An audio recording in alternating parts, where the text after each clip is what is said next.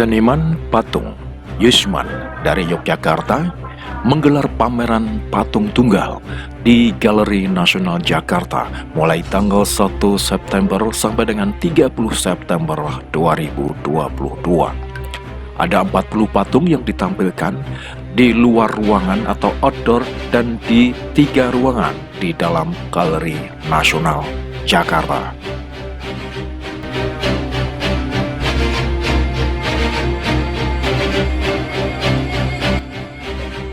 Patung-patung besar di luar ruangan merupakan potret perjuangan dari Panglima Besar Jenderal Sudirman saat bergerilya.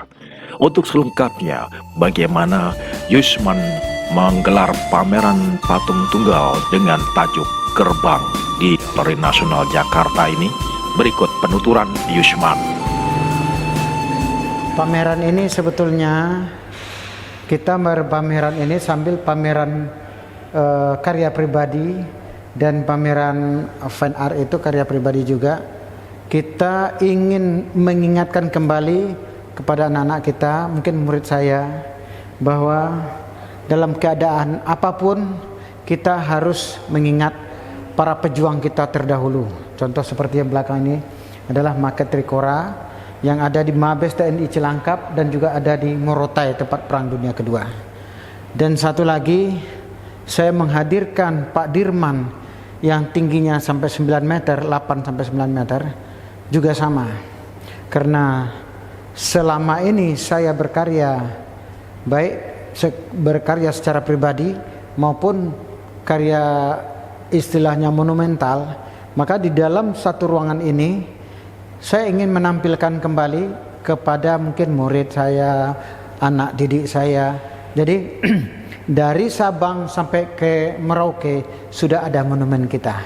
Nah, inilah yang salah satu yang akan kita perlihatkan kepada anak-anak kita, kepada siapapun yang mencintai sejarah, bahwa kita tidak boleh melupakan sejarah. Bagaimanapun kita adalah lahir dari sejarah masa lalu. Kalau yang di depan karya kita itu khusus tentang Pak Dirman. Bagaimana perjuangan Pak Dirman, mungkin semua orang tahu Pak Dirman satu-satunya, bahkan salah satu juga dari para pahlawan, boleh saya bilang satu-satunya pahlawan yang tidak pernah mau berunding dengan Belanda. Meskipun beliau dalam keadaan sakit dengan paru-paru satu, beliau tetap kokoh mempertahankan NKRI, mempertahankan bagaimana untuk merdeka di kemudian hari untuk anak cucu beliau. Jadi itulah yang saya ambil dari Pak Dirman, seperti keteladanan dari beliau. Jadi berjuang beliau itu tanpa pamrih, biarpun dengan darah, air mata, bahkan nyawa pun beliau korbankan demi untuk kemerdekaan di belakang hari untuk anak cucunya. Itu yang di luar. Sementara yang di dalam, yang ada di ruangan ini, saya menampilkan di mana di pameran ini ada 3 ruangan. Ruangan pertama ini adalah monumen saya yang sudah terpasang di Indonesia, mulai dari Sabang sampai ke Merauke tahun 2019, diresmikan oleh Pak Jokowi di Merauke. Jadi dari Sabang sampai ke Merauke sudah ada monumen kita, monumen saya. Dan ini adalah bagian dari maket-maket yang pernah kita monumenkan di Indonesia. Mungkin ada cerita dari maket yang ini. Maket Trikora ini sangat bersejarah bagi saya, karena pada saat tahun 2009-2010 Panglima kita Pak Jenderal Agus Suhartono pernah ingin membuat monumen, tapi waktu itu ada rencana monumen meniru monumen yang luar, seperti menancapkan bendera di bawah mayat-mayat. Jadi kita mengusulkan dari orang sejarah, dari Pusjarah. Ketika itu teman saya Pak Maskur Priyono dan sudah almarhum. Kita kan juga punya sejarah di Irian Jaya. Ketika kita memerdekakan Irian Jaya dan menancapkan bendera pada jam 4 sore. Nah, di sana ini di dalam adegan ini ada darat, laut, udara dan brimob. Sementara yang satu lagi adalah Herlina yang terkenal dengan si penting emas. Jadi ini sejak Panglima menyuruh saya Kalau begitu Yusman, kamu buat sketsanya. Jadi pada mulai saat ini saya diperintah oleh Panglima membuat sketsa. Kalau tidak salah, kalau saat itu jam 10 pagi, saya langsung pulang ke Pusjarah jam 10, semalam sampai pagi jam 11 lagi saya tidak tidur, dan saya buat sketsa itu, dan Panglima minta jam 12 lihatkan ke saya. Begitu sketsa itu kita lihatkan ke Panglima, ya udah, ini jadikan monumen. Dan inilah satu kebanggaan, mungkin satu kebahagiaan bagi saya sebagai seniman. Sketsa saya selama 12 mungkin 24 jam dan menjadi monumen nasional. Dan ini sekarang ada di Mabes TNI Cilangkap yang tingginya 13 meter. Dan satu lagi ada di Morotai tahun 2011 diresmikan juga oleh Bapak Presiden SBY. Waktu itu Panglima siapa? Panglimanya waktu itu Pak Agus Suhartono. Jadi beliaulah yang punya inisiatif untuk membuat monumen seperti ini. Dan ini sekarang ada di Mabes TNI Cilangkap. Kalau di ruangan lain saya lihat. Di ruangan lain itu adalah tentang Sudirman. Di mana di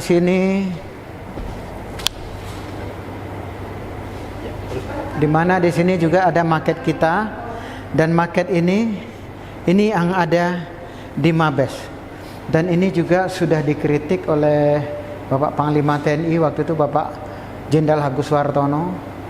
Jadi personilnya 9 inilah yang di tengah dan dikelilingi oleh relief yang kurang lebih areanya ini di belakang relief, dan area di belakang itu kurang lebih 1 hektar, hampir 1 hektar. Gitu. Ini berarti sama yang di depan. Ya, tapi formasinya di depan kita sesuaikan dengan sejarah. Maka di depan kita buat orangnya lebih ramai lagi, karena ini personilnya cuma 9, sementara di depan ada 12, dan ditambah 5 lagi ke belakang dari figuratif sampai menjadi batu. Batu itu tujuan kita jangan tuna sejarah seperti yang disampaikan Pak Dr. Suwarno Wisesrotomo. Kalau kita tidak hati-hati dengan sejarah, kita lupa dengan sejarah atau tidak mengerti, ini yang akan jadi batu, itulah yang terakhir. Kalau kita dari Padang, Malen Kundang lah namanya. Jadi orang yang tidak ingat orang tuanya, orang yang tidak ingat dengan asal usulnya, itu sama dengan orang yang terlalu berani terhadap orang tua. Jadi kita punya istilah seperti itu. Yang kedua lain? Ya, kita mungkin kalau ini adalah karya-karya pribadi saya, di mana di sini ini yang dengan judul Kekasih. Ini saya buat, ini adalah karya terbaik isi tahun 90 di saat saya pameran. Ini adalah judulnya Kekasih. Jadi perpaduan ini figuratif. Justru saya yang dapat penghargaan pertama itu dari figuratif. Cuman ada dosen saya bilang, kenapa tidak dikembangkan? Nanti akan saya kembangkan. Saya mau berkarya yang lain dulu, gitu. Seperti yang di belakang ini juga. Dan Pak Edi Sunarso juga pernah menilai karya ini. Empu Ageng Edi Sunarso, guru saya, maestro, dia sudah menilai saya, Yusman sudah murni. Nah, ini juga karya saya yang bersejarah di saat tugas akhir, dan beliau mengatakan ini Yusman sudah murni. Nah, gitu. Juga termasuk ini tanduk, ini adalah tanduk 1. Jadi di mana di tanduk ini kita ada lorong. Lorong ini artinya adalah kosong. Jadi gimana pun di dalam hati kita, kalau di dalam hati kita bersih dan kosong, ikhlas kuncinya, kita kemana saja pun dan apapun yang kita pecahkan itu akan enak. Istilahnya gimana ya? Plong, itu yang sebetulnya. Dan seperti karya saya ini kelihatan sekali di sini lorongnya. Nah, saya pingin bersih. Saya tidak mau memikirkan istilahnya yang lain lagi. Yang ada di saya mulai saat ini, saya tidak akan istilahnya seperti sakit hati ataupun dendam sama siapapun. seperti yang peristiwa yang terjadi di Kekasih ini. Jadi inilah implikasi dari diri saya sendiri. Kita belajar ikhlas, kita belajar bersih. Kalau bersih dari dalam, bersih jugalah keluar. Itu yang saya inginkan. Sementara karya yang satu ini saya dengan guru saya Pak Sabtoto. Jadi pada saat itu Pak Sabtoto, kamu kalau berkarya jangan manis-manis terus, senyum sana, senyum sini. Apa yang ada di dirimu, apa yang kau inginkan. Nah itu, ini dialog saya dengan maestro Pak Sabtoto, guru saya. Jadi terus saya harus berkarya apa, Pak? Terserah apa yang ada di diri kamu. Jiwa kamu pernah memberontak, saya pingin ini, tidak bisa. Jadi ini adalah ekspresi. Jadi gimana saya pingin lepas dari satu masalah, bagaimana gitu. Jadi inilah salah satu ide ajuran dari beliau, dan inilah tangkapan saya untuk patungnya. Ini patung potret diri saya sendiri. Nah deh. Sementara ini adalah dari batu unik dengan judul adalah Dialog.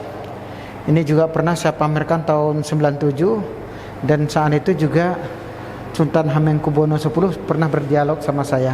Ini judulnya apa? Di saat tahun 97 saat itu kita masih negara kita sering bertengkar gini. Saya membuat ini sebelum itu. Jadi apa maksudnya dialog? Itu ditanya saya. Saya menjawab, apapun yang kita lakukan, apapun yang kita bicarakan, apapun yang akan kita laksanakan nanti harus didialogkan dulu. Jadi harus kita musyawarahkan. Inilah jadinya patung.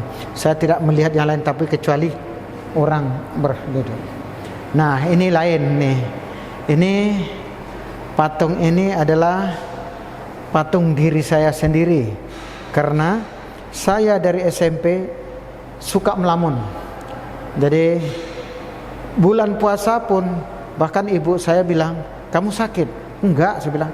Tapi rasanya kalau saya habis makan, mungkin berbuka, habis taraweh, saya siapkan diri saya 1 jam bahkan 2 jam untuk melamun. Ini aneh, orang bilang aneh. Tapi kalau sekarang banyak mengatakan, ya termasuk guru saya, ini jawabannya nyeleneh. Ini wesel belum datang. Bukan itu. Tapi arti yang sesungguhnya, bagaimana saya menghadapi dunia ini, apa yang akan saya lakukan esok hari. Jadi dengan bermenu, saya akan dapat solusi sesudah itu. Tapi berbeda saya dengan merenung orang lain. Tapi orang lain saya malah dilarang bermenung seperti ini.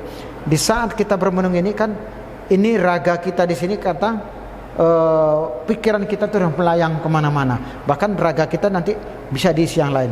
Tapi saya bilang, saya bermenung ini malah mencari inspirasi. Dan satu kepuasan bagi saya, sesudah bermenung saya punya ide yang lain. Nah, ini sangat bersejarah bagi saya.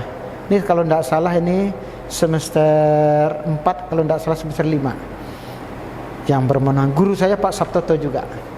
Ya, sementara kita semua dicoba. Ini adalah batu yang paling keras.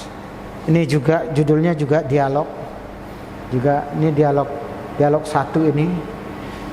Bagaimana bahan sekeras apapun orang patung harus mencoba. Nah, itu.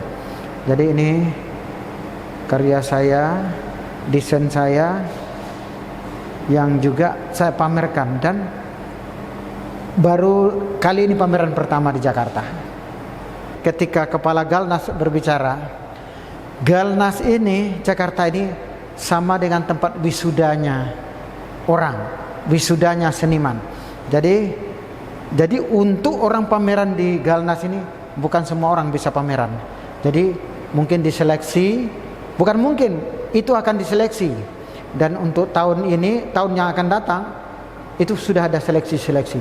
Jadi begitu sudah selesai pameran di Galnas, berarti dia sudah selesai wisuda. Itu kata Pak Pustanto yang ketua Galnas. Jadi kalau nanti kita pameran di mana-mana, Jogja, Bandung, Padang sama Sulawesi, kalau belum di Galnas itu belum di wisuda. Ini nanti kita tanyakan Pak Pustanto.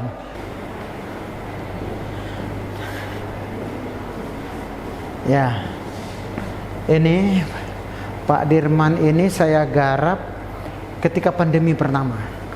Jadi ketika di saat pandemi pertama itu semua kena penyakit. Ada yang COVID lah sini, ini lah sini. Nah, tapi saya berkarya. Tapi ketika saya berkarya Pansar Sudirman itu, saya sendiri di belakang, saya membayangkan nanti nih bisa jadi monumen, bisa sebagai karya pribadi. Ini saya kerjakan selama 3 bulan, mau ke 4 bulan, tiba-tiba ada yang menginginkan, yaitu staf dari Pak Menhan, Pak Prabowo, Pak Yusman, kita butuh patung Sudirman. Saya usulkan Sudirman yang utuh itu, tapi beliau malah minta yang separuh badan. Nah, jadi kadang-kadang teman-teman yang lain, saya lah misalnya sama yang lain. Sekarang apa bedanya karya pribadi yang dikoleksi oleh kementerian dengan karya, apa dia otomatis menjadi karya proyek? Kan tentu enggak. Nah, ini salah satu. Ini karya pribadi, karena kalau karya itu nanti untuk kantor dan lain-lain, ini tidak akan saya bikin seperti ini. Karena ini karya pribadi, tiba-tiba kementerian senang. Jadi ini koleksi pertama adalah Kemenhan, dari Menhan Pak Prabowo. Ini ada di kantor beliau dari pintu masuk. Harapan kita pameran ini semoga pertama adalah